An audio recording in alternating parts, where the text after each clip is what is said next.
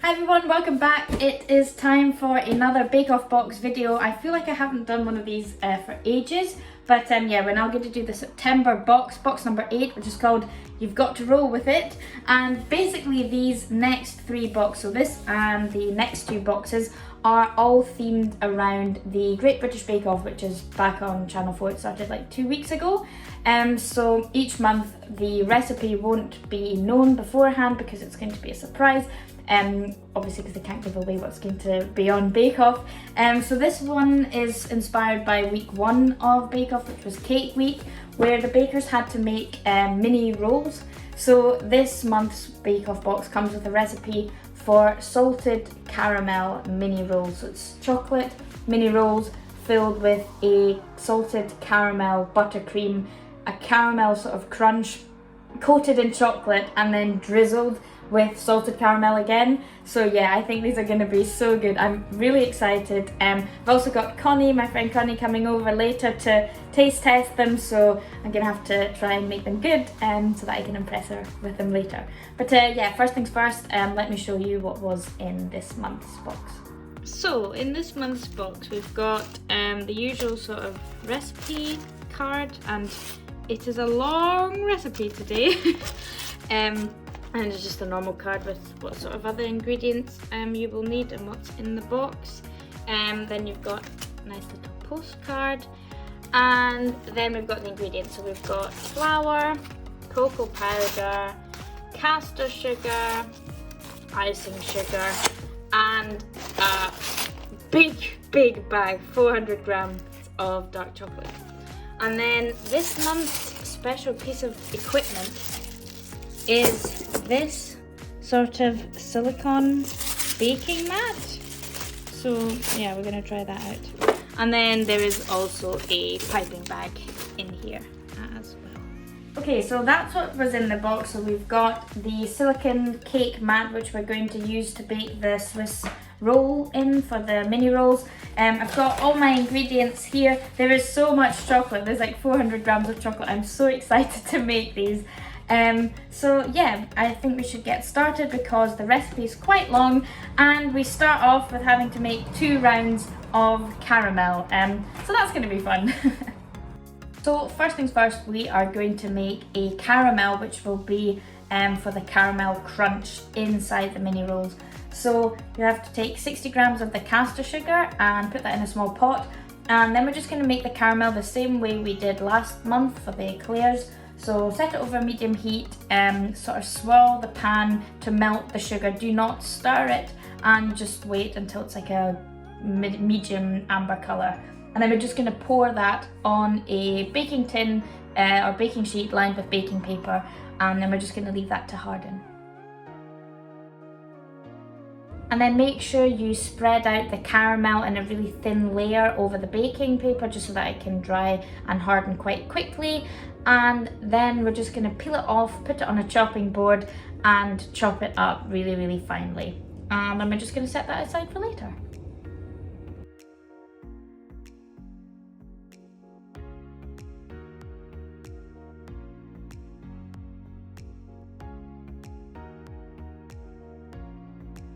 Okay, so now it's time to make the salted caramel for the buttercream and also to drizzle on top. So we're on round 2 of caramel this time. I've got 80 grams of caster sugar in a pot, given it a quick rinse, but I'm just going to use the same one.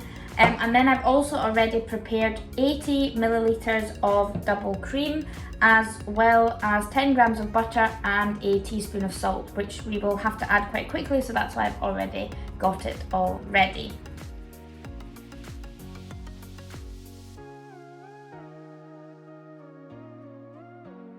So yeah, you want to make a caramel the same way you did beforehand, then turn down the heat and carefully pour in the double cream.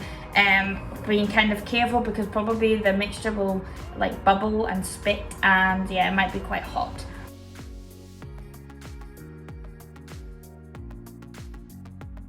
And then once the bubbles have settled, you're gonna stir in the butter and the salt until smooth, and then we're just going to leave this for at least 30 minutes or so to cool.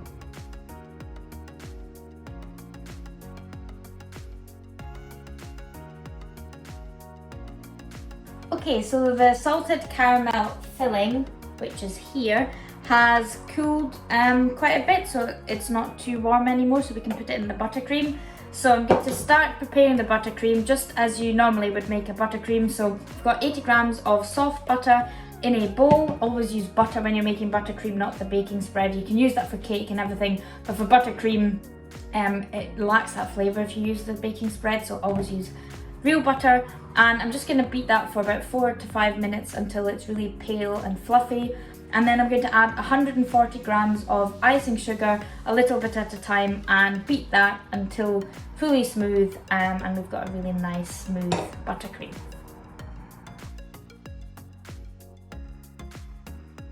Okay, so our buttercream is done. It is pale in colour and nice and smooth. Oh my god, I hate icing sugar though. I mean, look at the state of my mixer. I can't really see, but it's covered. I was baking with a friend last weekend, and she was like, oh, I love icing sugar. I love like the sort of almost like cloud of icing sugar when you start mixing it. I think I hate icing sugar for exactly that reason. I always feel like my kitchen's a mess and it looks so dusty and everything afterwards. No, not a fan of icing sugar. Well, anyway, so now we're gonna add the salted caramel stuff to the buttercream, but only 2/3 of it. The other third we are going to reserve for later. So I have got the piping bag. I've just put that in a glass and sort of wrapped it like on top so that I've got something to like sturdy to hold my piping bag for me. And I'm going to now put 1/3 of the salted caramel into the piping bag and reserve that for decorating later. And then the remaining 2/3 of the salted caramel I am going to add 1/3 at a time to my buttercream and beat it until smooth to make a really nice salted caramel buttercream.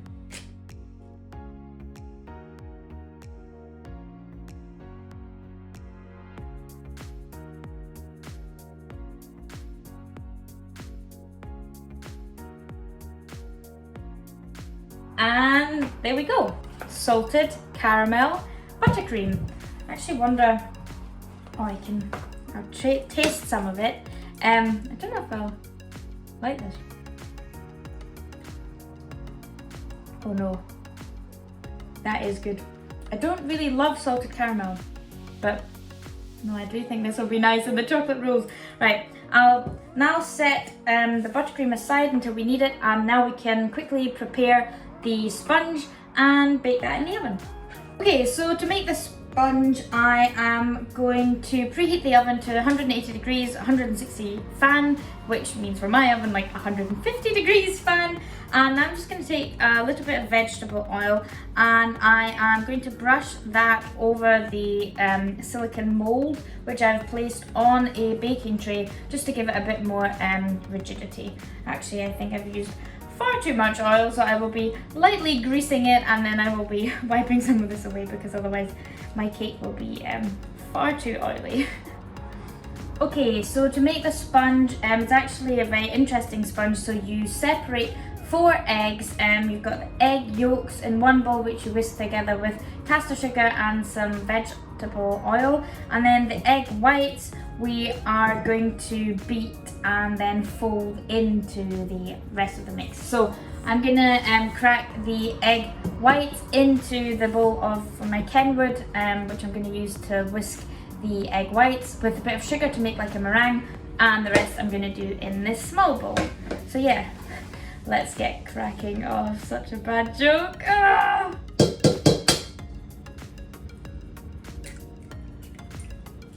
I love separating eggs.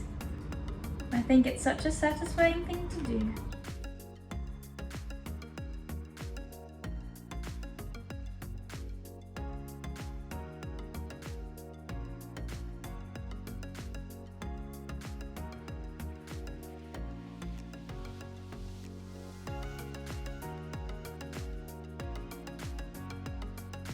Right, so next I'm going to sift the flour and the cocoa powder on top, and now which everyone knows is my favourite thing to do, and then I am going to just use a spatula to carefully fold / mix the cocoa powder and flour in now until everything is smooth. and as you can see, it actually makes like quite a thick paste, and this is what we're going to fold the egg whites in. But yeah, first of all, we are going to use the electric whisk now of my camera to whisk these egg whites, and once they start getting foamy, I am going to gradually add the remaining 40 grams of caster sugar, and then we'll fold it in.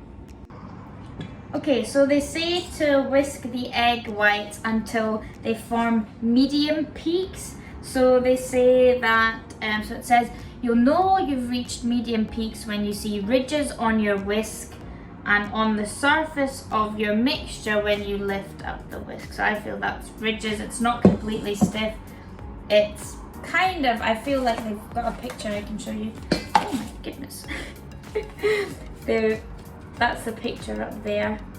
I think mine kind of looks like that, so I think we're going to go with it. So we're going to mix in about a quarter of this to just loosen up the mixture, and then the rest we are gently going to fold in. Okay, so now that we've loosened up the mixture slightly, we're now going to fold in gently the remaining egg whites just until everything is smooth and there's no more streaks, because we don't want to overfold this, because otherwise we'll knock out all the air. But yeah, so basically to fold in, all you do is you go around the sides of the bowl and then you cut through the middle. Gently does it, slow and steady wins the race. Okay, so once the mix is done, you want to carefully pour it into your prepared tin or silicone baking mat, and then we're just going to bake that for, well, so it says 10 to 11 minutes, so those of you who have seen my previous videos and know that my new oven is absolutely rubbish, I think I'm going to give it about 8 and then have a look. And yeah, then we're going to use 10 minutes to tidy up. So once the cake then comes out of the oven, it says to use a small knife to run around the sides of the tin just to loosen the cake, and then you want to use about 20 grams of icing sugar to dust a piece of baking paper. And then we're going to turn the cake out onto the baking paper and use the small knife to cut a score, like a thin score, about ½ centimetre away from both of the long edges. So they said to just go straight ahead and add the buttercream, but I've actually left it for 2-3 minutes just because it was so hot I didn't want to melt the buttercream. But yeah, now I'm going to spoon the buttercream on top of my sponge and use a palette knife to spread it out evenly, and then I am going to sprinkle the caramel that we made earlier on top for that nice sort of crunch in the middle.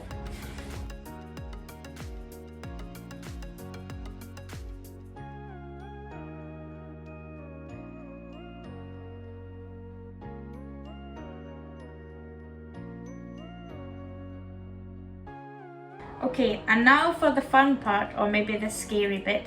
Now we're going to roll the sponge. So we're going to start from one of the long edges where we did the score, and we're going to roll the cake towards the middle and then stop in the middle. And then we're going to do the same from the other side so that we kind of create 2 mini rolls.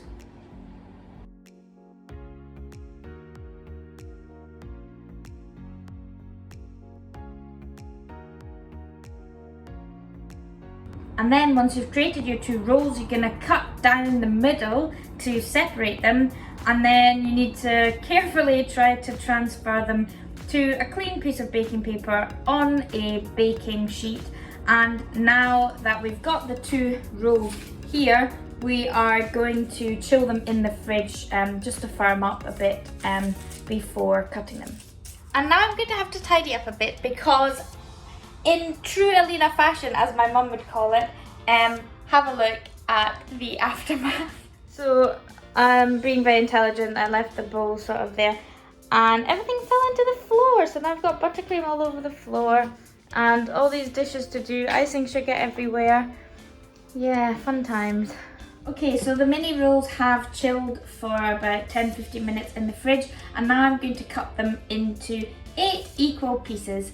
And in the meantime, I have set my bowl, heatproof bowl, with the 400 grams of dark chocolate over a bain-marie, so that means a pot with lightly simmering water, but without the water actually touching the bowl, because otherwise the chocolate could overheat and seize. So yeah, we're gonna leave the chocolate to melt whilst I am cutting my 8 mini rolls. So what I'm going to do first is trim the edges just to neaten them up. And then the best way to cut something into, like, each roll into 4 equal pieces is to cut the roll in half and then cut each of the halves in half to make 4 in total. And just use some kitchen towel to wipe down your knife after each cut, so that you get clean edges. And then once you've cut your mini rolls, the most important thing obviously is to taste one of the offcuts. Ooh, I've actually also got chocolate on my arm. Great.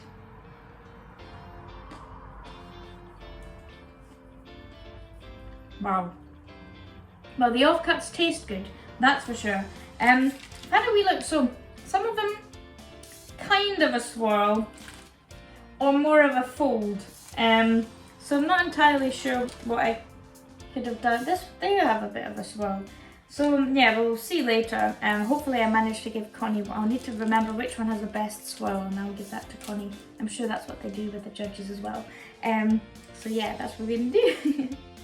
So I have just reversed the baking sheet, so that the baking paper, so that it's clean, but I don't need to use a new piece. I'll just wash the tray later. But yeah, so I've got all my 8 mini rolls on the baking paper, and the chocolate's almost melted. And they say to pour all of the chocolate into like a heat-proof jug, but I don't have a heat-proof jug. I have this. Like, I'm hoping my plastic one will be fine for it, but I'm actually going to leave it in the bowl for now. And then first you pour a little bit onto a plate, and then you dip the base of the bottom half of the mini roll in the chocolate, so the bottom's covered, and then we're just going to chill that in the fridge for 10 minutes, and then we're going to drizzle the rest of the chocolate over the top of the mini rolls.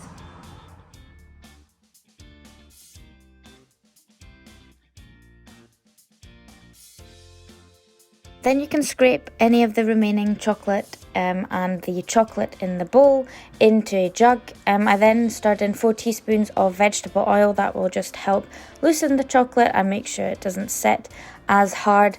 And then once the base of the mini rolls has completely set, you can then transfer the mini rolls back onto a wire rack and then place that on a sheet of baking paper to catch any drips.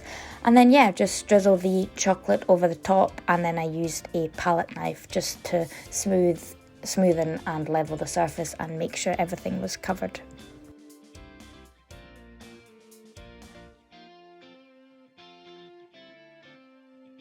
And then once the chocolate has fully set, you can just take the leftover salted caramel and snip off the end of the piping bag, and then just drizzle it over the chocolate rolls. And then you'll just want to leave that again for a wee while just to set.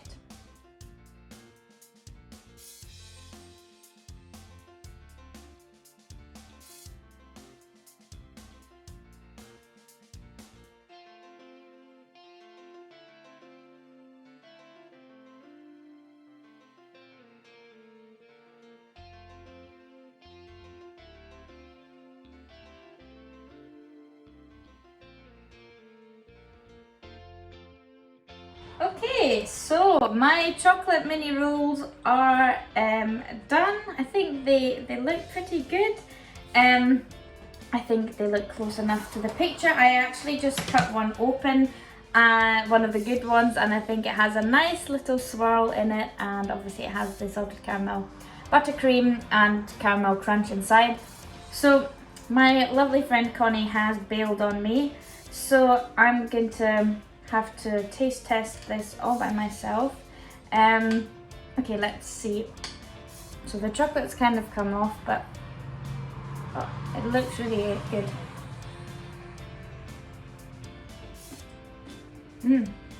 Crunchy. Ooh, I do like this. Oh, I like it a lot. Also, the salt from the salted caramel isn't too strong. When I tried a bit of just the salted caramel, and that's quite salty, but I think mixed with all the sweetness of the chocolate and the buttercream, it actually works really well. Well, this is very yummy. I think this was a success. I'll probably leave the rest of this for later, because I feel quite full, because I think I've had a lot of chocolate on the way. So, my verdict for the September Bake Off box. I really like this month's recipe. I think it's a really nice and fun idea to kind of have a bake off, bake along sort of idea. I actually hope that the next one, or the one in November, are the technical challenge, because that would kill two birds with one stone for me, because this year I've said that I will try and do a proper technical challenge bake along and bake every single technical challenge this year. So I've actually just made Prue's malt loaf from Cake Week, and I've also just made the jammy biscuits from week 2, which was Biscuit Week. So yeah, make sure to check out my social media, my Facebook, Instagram, and also my blog for the recipes, and to kind of see how I've got on with all of those. But yeah, I think this month's box was good. It was fairly challenging, I have to say. Like, I enjoyed the different elements of it. I mean, I think making caramel is always something that is good to practice. I don't think I've ever made like that kind of salted caramel for the buttercream. I actually really like that idea, and I think it would go really well with like a chocolate cake as well. So I might do that next time I make chocolate cake. And yeah, I think the equipment's good. I have like a Swiss roll tin, but I think this one's actually a bit bigger, and it was actually a really good size. It was easy to wash. So yeah, I think I definitely thumbs up for this month's Bake Off box. But yeah, anyway, thank you very much for watching. I'd really appreciate it if you like the video and subscribe to my channel. Check out the recipe, which is on my blog and will be linked below the video. And yeah, I will see you soon for the October Bake Off box.